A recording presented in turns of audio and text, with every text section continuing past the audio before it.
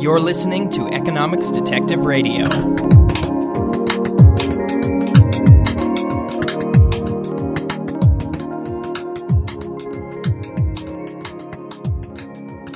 My guest today is Deanna Thomas, Associate Professor of Economics at the Heider College of Business at Creighton University. Deanna, welcome to Economics Detective Radio. Thank you very much for having me. So today we'll be discussing two distinct but related schools of thought, the first being the Virginia School of Political Economy, which falls within the larger field of public choice. Mm-hmm. The second being the Vienna or Austrian School of Economics. So first, very briefly, what distinguishes these schools of thought? I think the primary difference is the subject that they study. So Austrian economics is just a branch of, mainstream economics, essentially studying the economy at large. And public choice is a branch of economics that deals with politics more specifically, right? So studying politics from the perspective of economics. So that's one big difference, I think. So the Austrian school studies the same topics as the mainstream, but they approach it in a different way. Yeah, that's true. So Austrian economics is well known for studying markets from a market process perspective, or that's what people often call it, which means that there's a focus on changing conditions rather than equilibrium. So what happens as markets adjust to new information? How is new information incorporated? And that's also where the knowledge problem, or the idea of the economic problem being the aggregation of dispersed knowledge, comes from, that Hayek articulated in his 1945 article, The Use of Knowledge in Society. So the Austrian school, we could say the mainstream is focused on equilibrium or, long-run conditions, while the Austrian school is focused on short-run change and individual decision-making. Well, I would actually say probably the other way around. So the focus with the Austrians is more on a long-run perspective. What happens when conditions in a market change, and how do we adjust to changing conditions? Where the mainstream neoclassical economics, the focus is on equilibrium, and that's more of a short-run perspective, I would say. But that's certainly something that's maybe up for debate. I don't know. Interesting. And the public choice, of course, applies the same methods that we would typically think of only studying the market with, but they apply those methods to political actors. Yeah, so public choice, that is basically, the Virginia public choice tradition was the first systematic kind of attempt to apply the idea of rational economic actors, or, the concept of rationality and self-interest, or what Buchanan calls non-truism, to studying political action, right? So in political science until the 1950s, roughly, there had not been like a systematic treatment of the political sphere that assumed that political actors were rationally self-interested and, maximizers of their own well-being. A lot of political scientists were kind of dealing with ideal types and treating politicians, individuals that were interested in not their own well-being, but the maximizing the benefit of society, if you want. Obviously, there were exceptions, right? So there are some people that kind of already applied this, what's now called rational choice perspective, to the study of politics, but it's really not something that started systematically until the public choice tradition took off in Virginia with James Buchanan and Gordon Tullock, and the publication of The Calculus of Consent, which is their major work.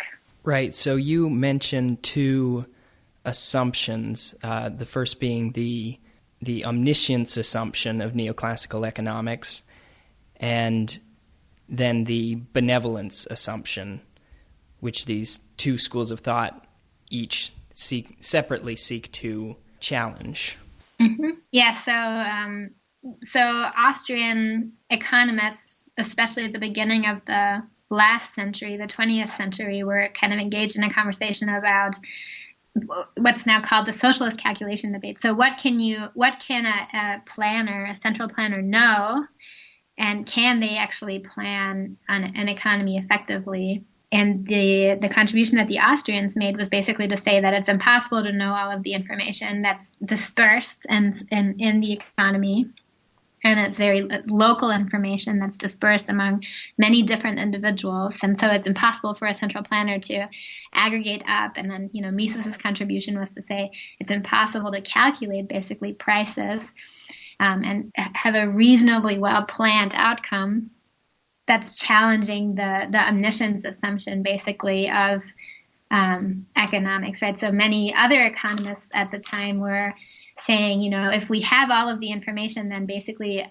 the economic problem reduces to one of computation, right? So if economics is indeed about the allocation of scarce resources among competing ends, then we can, as long as we can figure out what people's preferences are, and as long as we can figure out, what quantities of what all the different resources are out there are available, then we can basically calculate prices and we can plan the economy rather than having this, what they perceived as kind of, chaotic market economy do that job. And the Austrians basically just responded by saying, but that's impossible because, first of all, the knowledge is impossible to obtain, and then second of all, you can't compute the prices because there are always changes that happen, and the incentives that are basically contained in the price signal just aren't going to be the same when you have planning. And the Virginia public choice tradition, right? So I guess from that perspective, you could say that the Austrians were also looking at the political process, right? If you think of the planner as a political planner, then the Austrians were also making a contribution to the overall, political economy literature, I guess.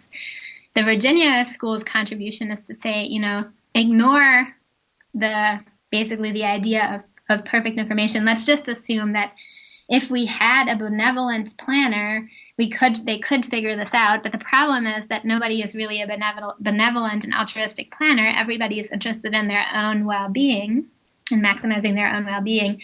And so ultimately what we get is a problem with the political process that results not from a knowledge problem, but from the fact that people aren't in the political game to maximize the well-being of society at large. And so the conclusion of the Virginia School then is you have to design the political institutions to facilitate good political action. So the relationship between the two, you mention in your paper, which I haven't said the title of yet, is Entrepreneurship, Catalactic and Constitutional Perspectives, which you co-authored with Michael Thomas.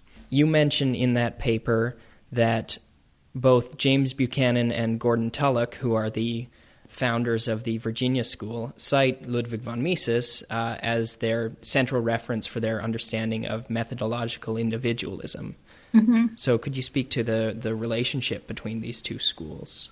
Yeah, so there's a pretty firm connection between the Austrian school and the Virginia public choice tradition, based on this understanding of what human action is actually all about. So what both Buchanan and then also Mises and Hayek and Kerzner, everybody that kind of followed, will call basically praxeology. So what's human action all about? And the shared kind of concept that the two schools have is, one of methodological individualism. So the approach that both schools take to studying human action is one of looking at the individual, right? So we start with the individual as our primary unit of analysis, and everything has to come from individual action.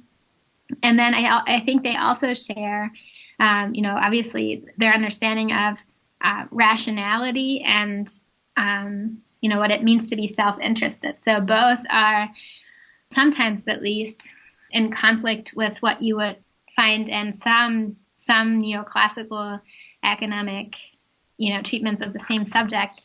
And they both basically assume that rationality is context specific, right? So people are only aware of so many things, right?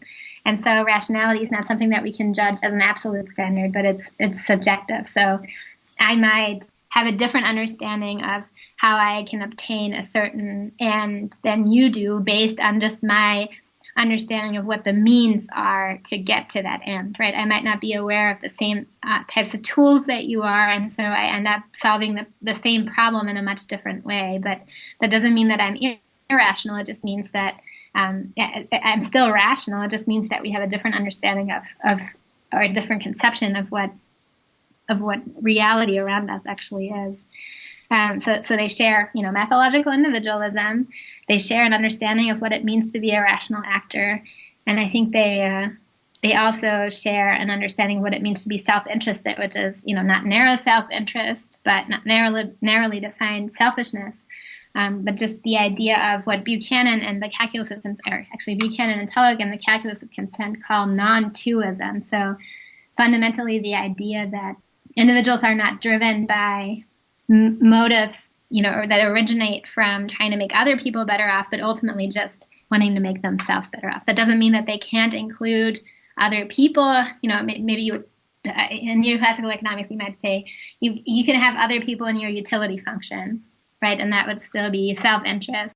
Right. So if you're a parent, you would certainly put your child's well-being maybe even ahead of yours, and that wouldn't mean that you aren't still self-interested. That's right. Yeah. Your child's well-being is part of your self-interest. Yeah. Or another way to think about it is, in markets, right, this is the invisible hand. In markets, we constantly see people do things that benefit others, but they do it not because they want to benefit others, right? It's Smith's famous observation that so it's not from the benevolence of the butcher, the brewer, or the baker that we deserve our dinner, but from their regard to their own self-interest, right? They do it because they want to make themselves better off, and they make themselves better off by serving you in the way that best suits you, basically. Right, within the incentives created by the market system and exchange. Yeah, that's right. So the parallel that you draw in the paper between the two schools is about entrepreneurship. What Israel Kirzner makes a distinction between entrepreneurial action and calculative action, I believe, and James Buchanan makes the distinction between creative action and reactive action. So, and you argue that there's a parallel between the two dichotomies. Yeah, so I think that both Buchanan and Kirzner are really good at situating their specific inquiry in, the larger context of economics at the time that they're writing.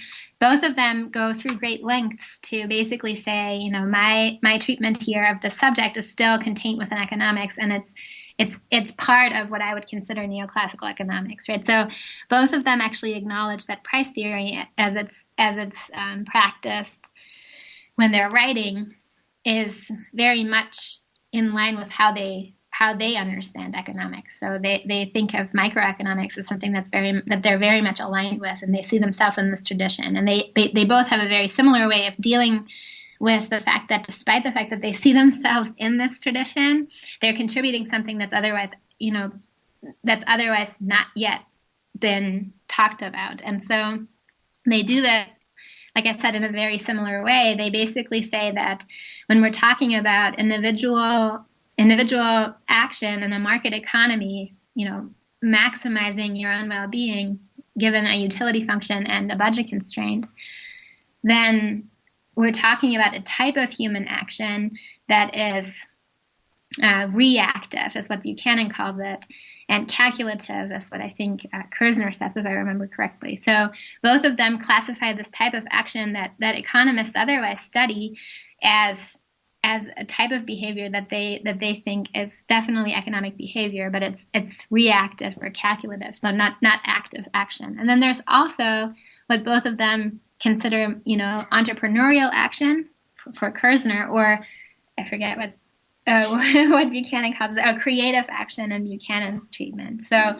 it's entrepreneurial action in Kirzner and creative action in Buchanan. And both of them basically acknowledge that this type of action exists because there's a fundamental uncertainty about how the future will look, basically, right? So if nothing changed ever in the world and everything stayed kind of constant, then there would only be calculative or reactive action by human beings. But because there's change, because there's fundamental uncertainty about the future, there's also this other element of human action that both of them want to study. And Buchanan calls it creative action, and Kerzner calls it entrepreneurial. And that's basically the idea that actors will envisage a future that is different than the present, and they will act based on their expectations about what the future will look like.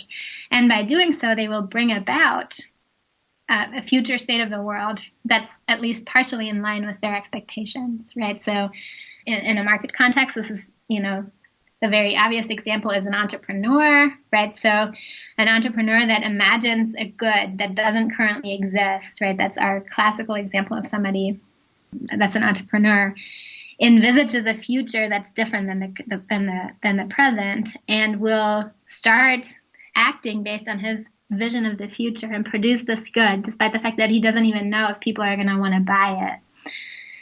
And so that's the entrepreneurial action that Kerzner talks about. Kerzner also talks about just, reallocating resources between different uses as something that's an entrepreneurial action. So it's what he calls arbitrage over time and space, right? So that's the entrepreneurial action in Kerzner. And Buchanan creative action is all about changing the rules of the game, basically. So it's at the level of constitutional political economy where we negotiate with people around us to change the rules of the game to create a better outcome in the future after basically we've acted within the rules.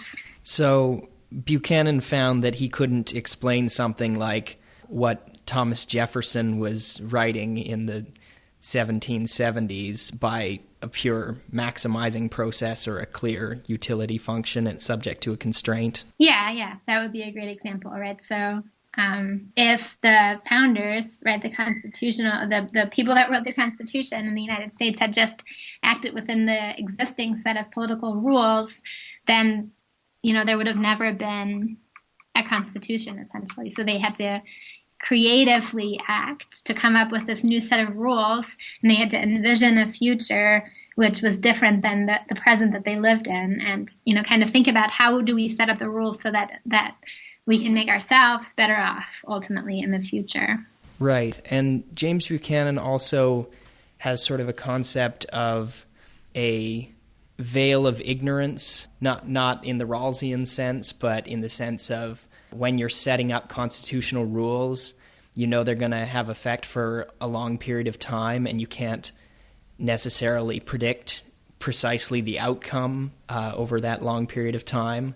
So Thomas Jefferson didn't know whether he was going to be president or he was going to be opposing a president, and so he couldn't just get his exact legislative preferences into the Constitution, at least not early on. And so there's a sense in which the reactive action is immediate, short-term, and the creative action in terms of constitutional rules is long-term and looking at long spans of time that are, in a sense, less predictable. Yeah, that's right. So Buchanan uses this idea of the veil of uncertainty to basically suggest that people at the constitutional level of rule formation can or will come up with rules that maximize not just their own well-being, but actually the well-being of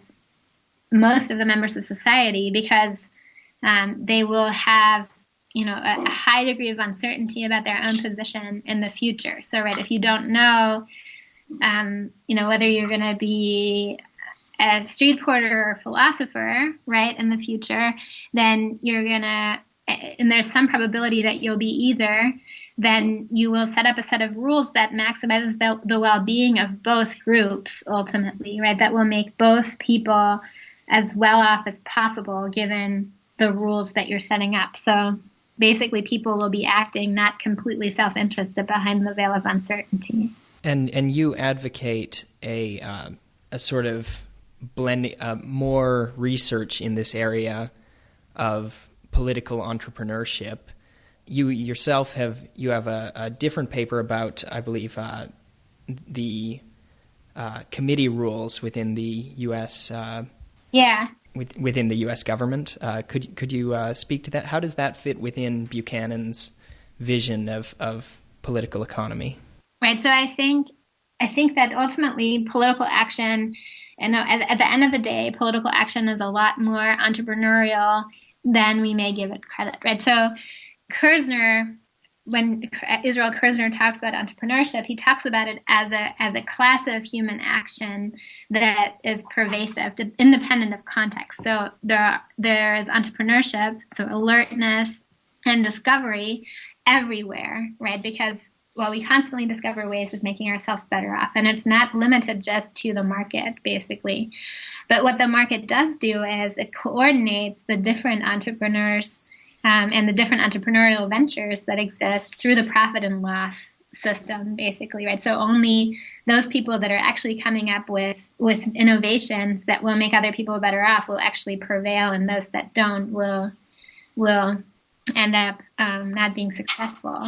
And that means that in the market context, the entrepreneurial process is going to drive towards, bigger and better, basically more efficiency and discovery of new things that will make us better off, wealth creation, kind of, right?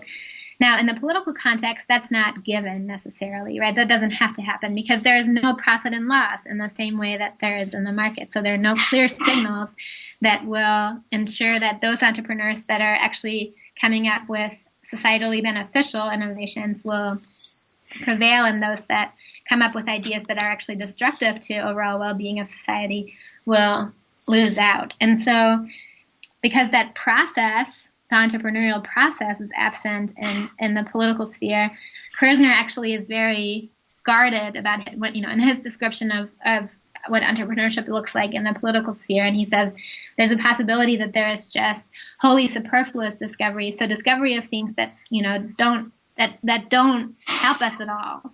There are good analogies for this in the market, right? So there are always these entrepreneurs that come up with things that are completely useless and end up, not being used. So an example is you can Google kind of, strange innovations that weren't successful, and you'll find a whole gamut of things. So, like, I found a little fan that you can clip on a piece of toast to cool it, or something like that, right? Silly things that aren't useful, that kind of don't make the cut and then are gone. So now there's nothing that prevents ideas like this from appearing and actually being successful in the political sphere because there are no profit and loss signals. There's kind of a different selection mechanism at work in the political sphere, and so we can't guarantee that the process of entrepreneurship and politics is onward and upward. But nevertheless, I think there is a lot of entrepreneurial activity still in politics, and I think that Austrian economists are particularly well suited to talking about political science from this entrepreneurship perspective, because if we're just talking about political action as, maximizing self-interest, we're kind of ignoring a lot of stuff that happens in the political sphere that actually changes the way politics works. So changing the rules of the game. I think that a lot of political action is geared at changing the rules of the game to facilitate making yourself better off within the rules later on. So I think actually that there's probably an equal amount of entrepreneurial proclivities, in politics and in economics, given a cultural context or whatever. But I think that more entrepreneurial alertness or more discovery is actually acted out, or people actually act on their ventures more frequently in the political sphere, even when they are obviously destructive to overall well-being, because there's no loss basically that they have to fear in the same sense as there is in the market. Right. So they might be sensitive to poll numbers or newspaper articles that smear their reputation, but It's not this kind of immediate incentive the way profit and loss is. Yeah, that's right. And even, with poll numbers and bad press, right, those things are definitely signals that you're on the wrong track in politics, but they're not necessarily they're not necessarily linked to whether or not your entrepreneurial venture in the political sphere was actually going to make society better off or worse off, right? So a lot of the time we end up with, what you and I would think are political entrepreneurs that are actually proposing good things, like say, the famous example for Buchanan and Tullock is limited budget, right? So sorry, there's a term for this and I can't think of it right now.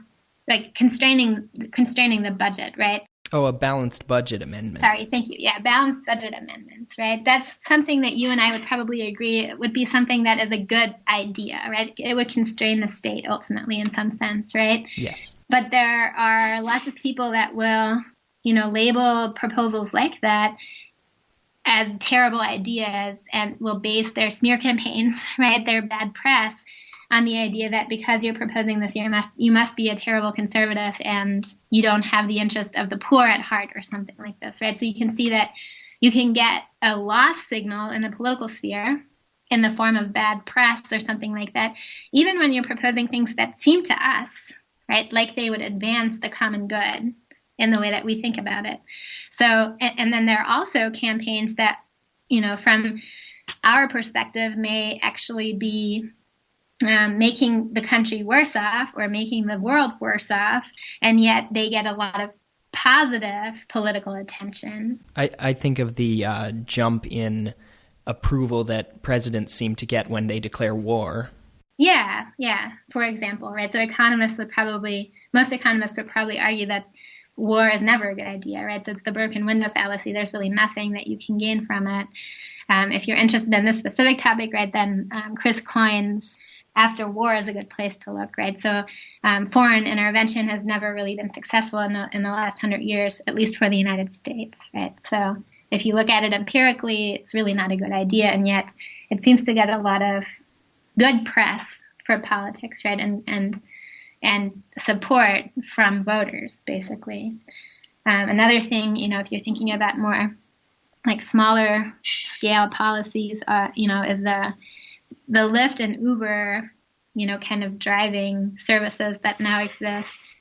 Those are getting a lot of political backlash, even though they're obviously making consumers better off, right? Right. So these are essentially decentralized taxi services. You have many people with cars and many people who need to get from point A to point B, and these services just connect them for an obvious gain to both parties. Yeah. But in the political process, the taxi drivers, the sort of entrenched interests, have more swing, and and they can lobby to get these new businesses either banned or regulated out of existence or severely curtailed. Right. So you and I had a terrible taxi driving experience at the beginning of this summer. Oh, yeah. And we would have probably been better off calling Lyft or Uber, but, we didn't for whatever reason. Yeah, that taxi was like a sauna. It was just awful. Yeah. Back to economics. In the market, the person, it helps to have a great ad campaign. But if your product is bad, maybe you can convince people to buy one of it, but they will tell their friends that this product is bad and you won't get them to buy a second one.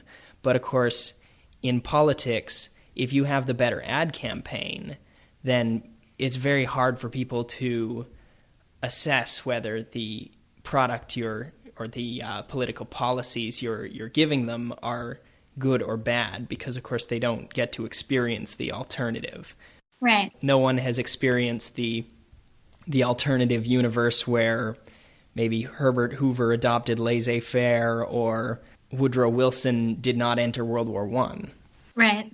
Yeah, that's exactly right. So, we don't have the counterfactual, and so we don't, there's no, institutionalized mechanism of reward and punishment based on the value that you create in the political sphere. And that's because, first of all, it's difficult to judge, political value, right? So in markets, we have a really easy time figuring out whether or not something is valuable, right? Profit is a really good signal of that. People can individually judge whether or not they want to buy a product, like you said.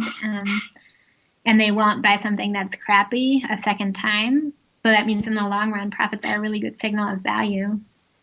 And losses are a really good signal that you're not providing value, but nothing like that exists in the same systematic and, institutionalized way in politics.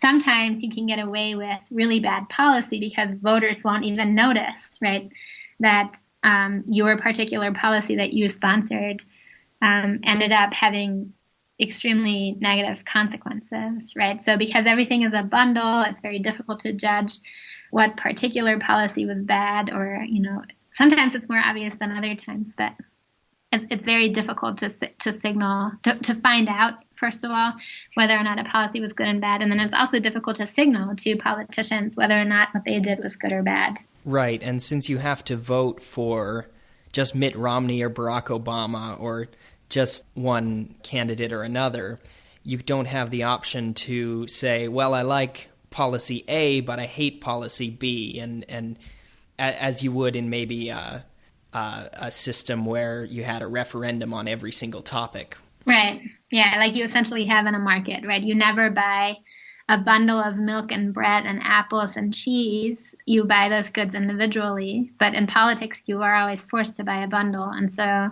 it's difficult to discern and to signal whether or not you like individual parts of the bundle. And there's sort of a drive to get people to be politically active, and people sort of think, well, we'll have a better political system if only people could get out and be heard and attend protests. But of course, then there's the issue of even if somebody wanted to be informed about every topic and to speak out, they would have a very hard time assessing every topic. Economists spend their lives studying monetary policy, and we can't agree on what the right choice is in that area. Some groups agree among themselves, but in general we don't. So how can we expect voters to not only figure out monetary policy, but foreign policy and regulations and every policy, and then to get out and get active about them? You'd have to be a full-time activist, and you'd have to have everyone being a full-time activist, and then the economy would produce nothing. Right.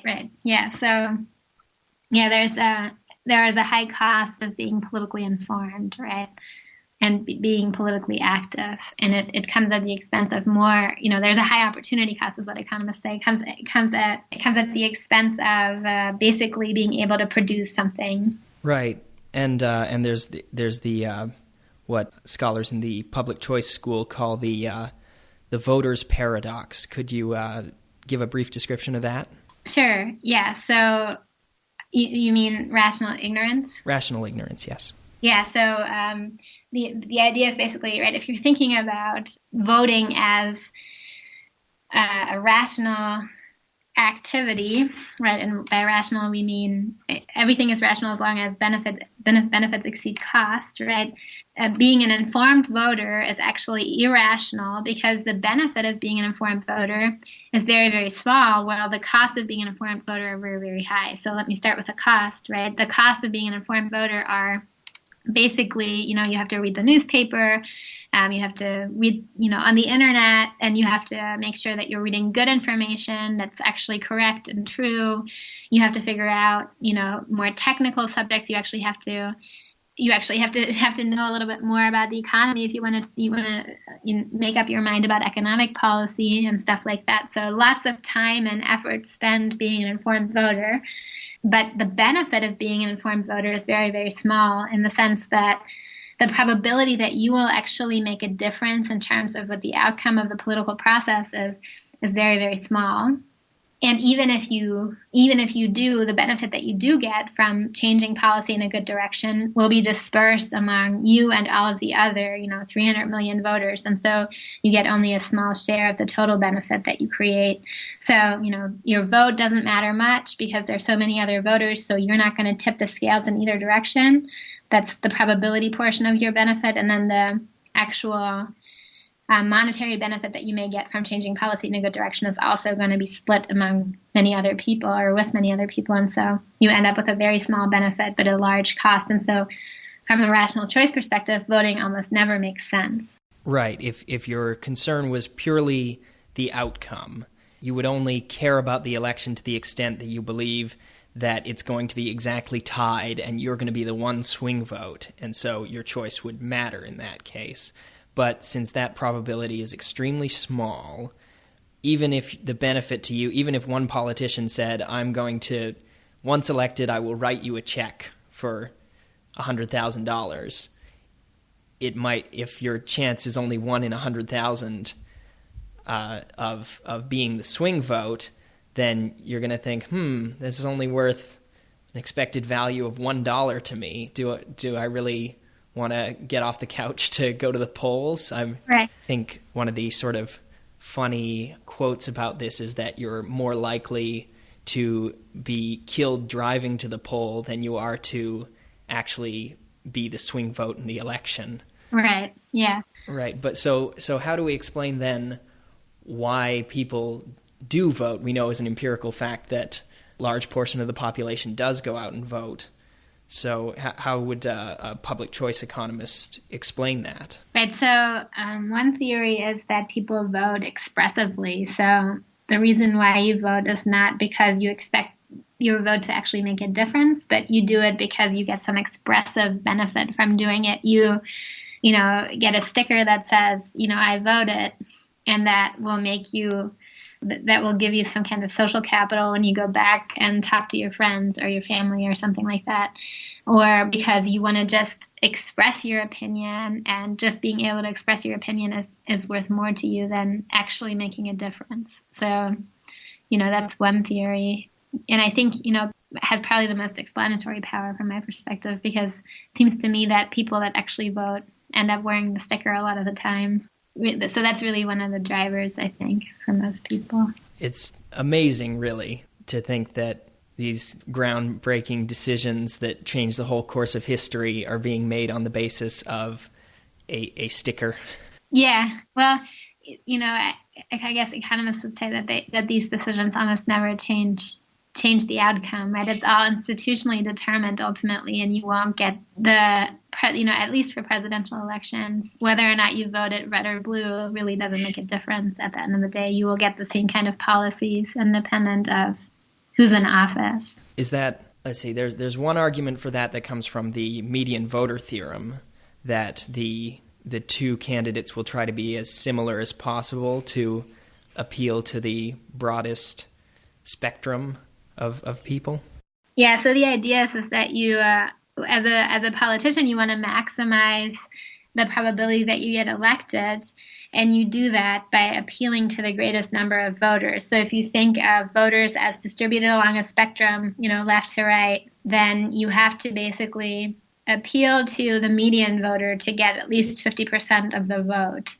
And that's the idea of the median voter theorem. So because all politicians face the same dilemma, what you end up seeing is that everybody moves to the middle, and they ultimately end up with the same, telling the same stories or standing for the same types of policy ideas. And the other theory about the sort of institutions determining political outcomes would be the interest group theory of dispersed costs and concentrated benefits. Could you speak to that?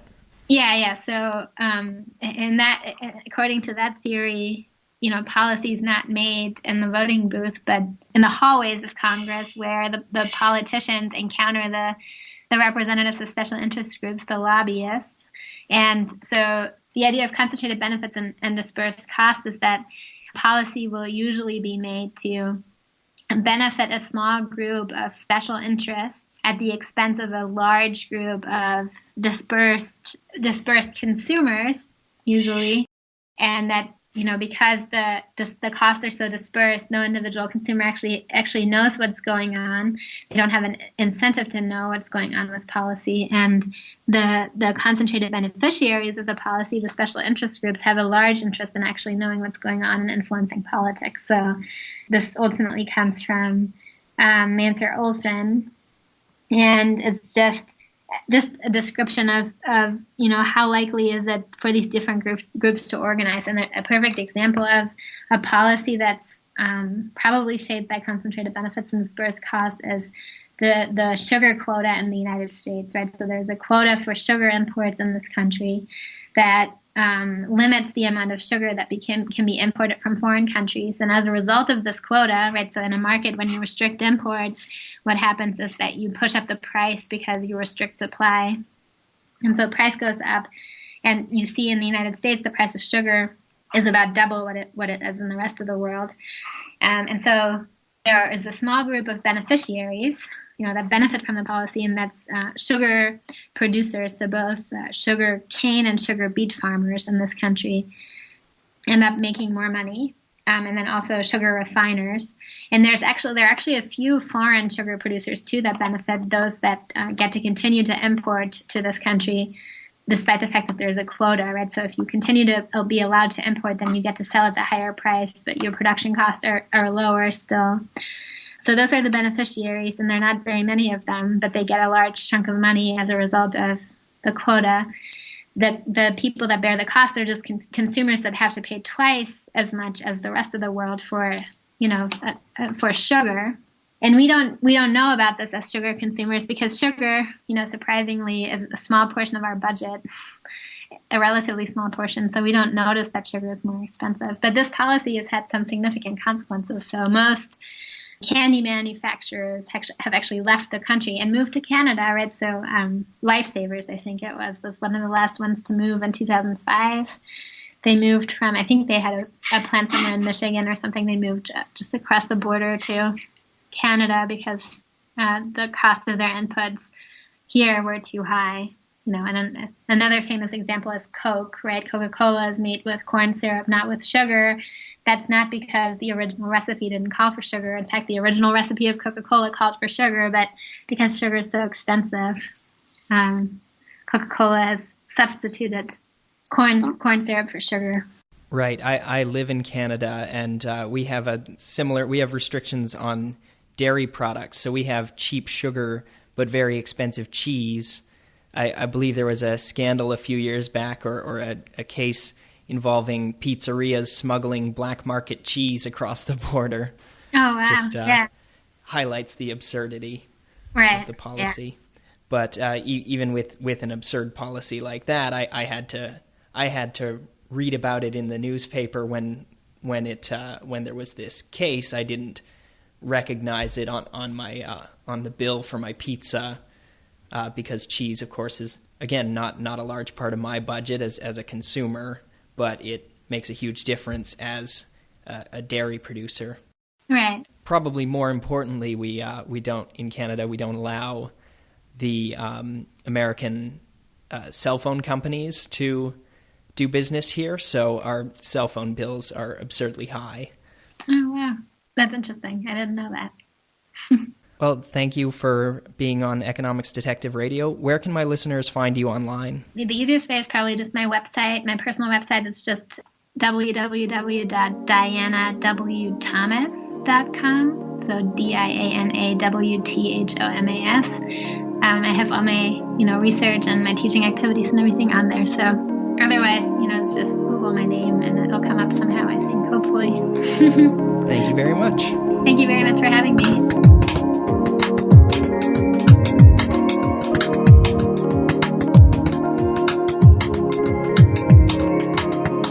If you enjoyed this episode of Economics Detective Radio, you can head over to economicsdetective.com for additional content and links.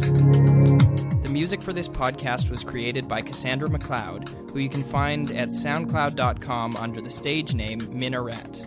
That's MINA space RET.